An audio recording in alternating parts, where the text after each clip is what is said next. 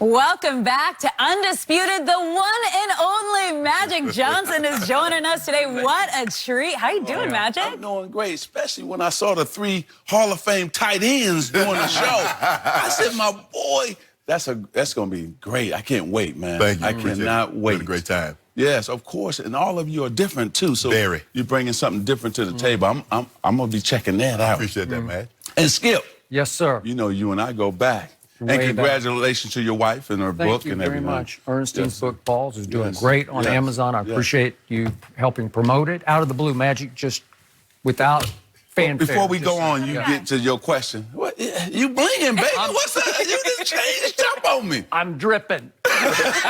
Yeah, on Friday, he's Drip Bayless. Okay, Not Drip Skip, Bayless. Drip Bayless. Okay, got And it it's now. Thanks to my man Lil Wayne, who also gave Shannon one. So Okay. But he doesn't display his quite as often. Well, he's sharp already. You know, he playing it like, you know how we do it. Yeah.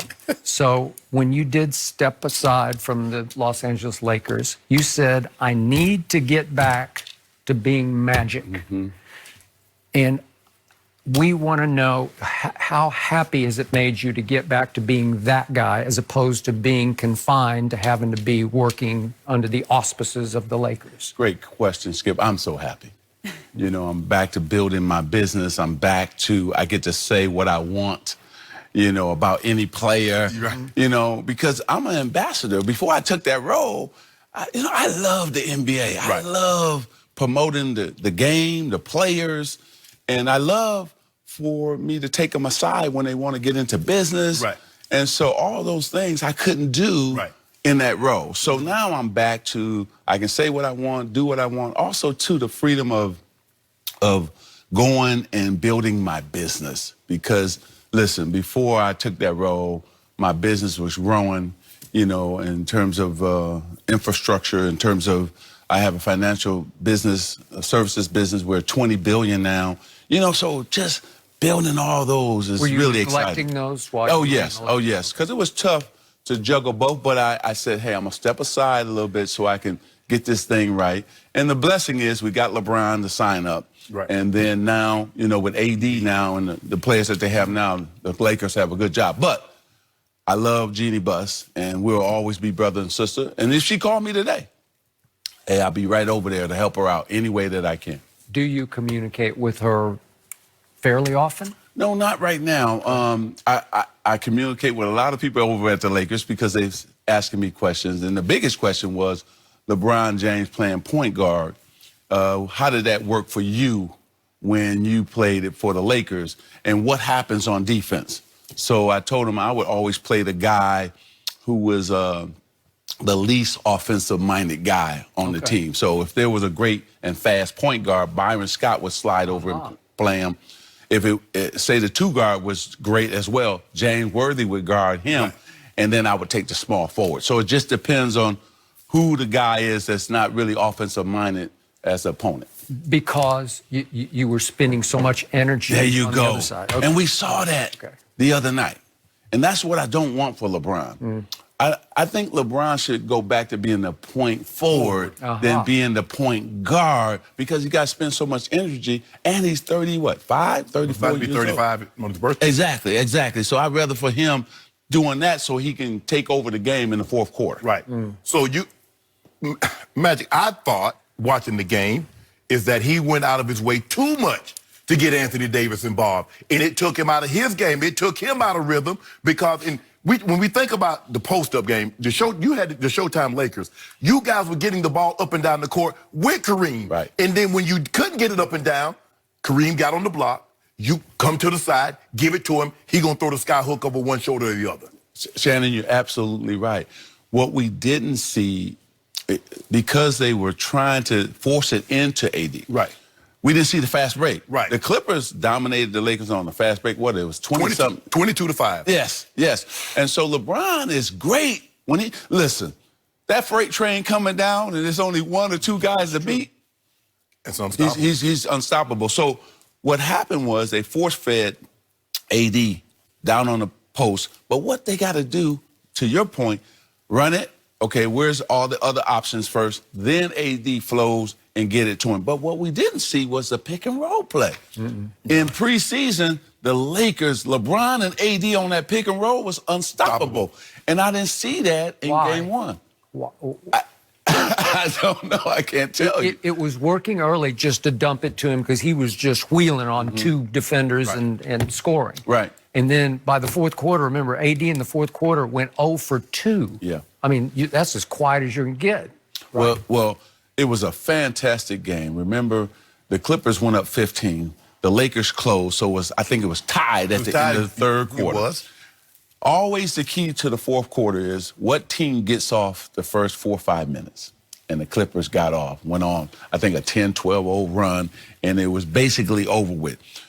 So in the fourth quarter, you got to go back to really them two doing pick and roll. I'm talking about LeBron and AD. Then have your spot-up shooters, because once LeBron gets into the lane, you know, he's going to pick you apart, whether he's going to score or he's kicking it to the shooters. And Green was hot. Yeah. I mean, he played awesome for the Lakers. But this first game is all about, and you know this, let me see how this all going to work. Right. Okay, Clippers saying, let me see how AD and LeBron going to work. Danny Green, Avery Bradley.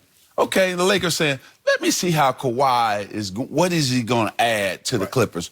So this is a game of, okay, I'm going to fill each other out. The next game, when PG comes back, Paul George, when Kuzma is back, that's going to be the game everybody will see, okay, how good is the Clippers? How good is the Lakers? And what do we have to do during the trade deadline to make a move? Because one team's going to have to make a move to get better because they're going to feel the other team is better.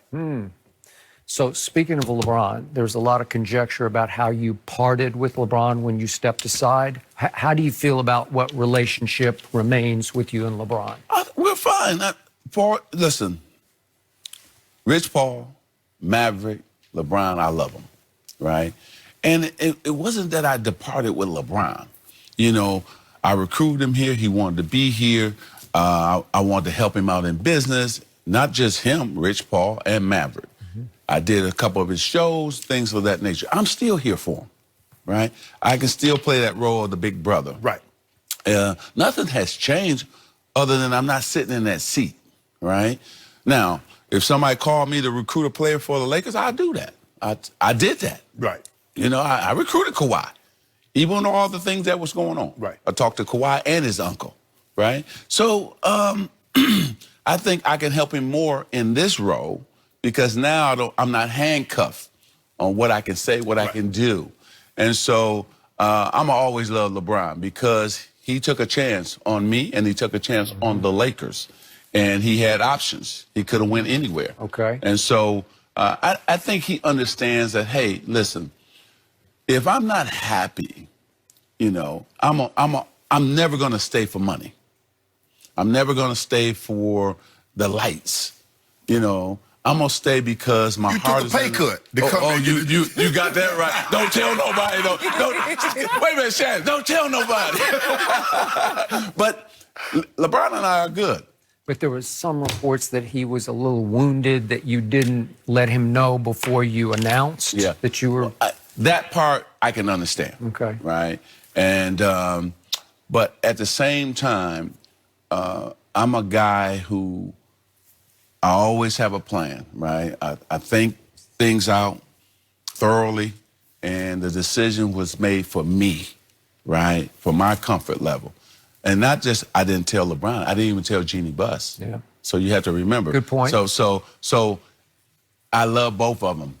And Did you talk with LeBron since? No, because season, my birthday was going on. You know, I had a lot going on. But I will sit down with LeBron and Rich Paul and Maverick because it's all three of them. Right. You know, it's not just LeBron. Oh, I got it's all three of them. Okay. All right, well, we're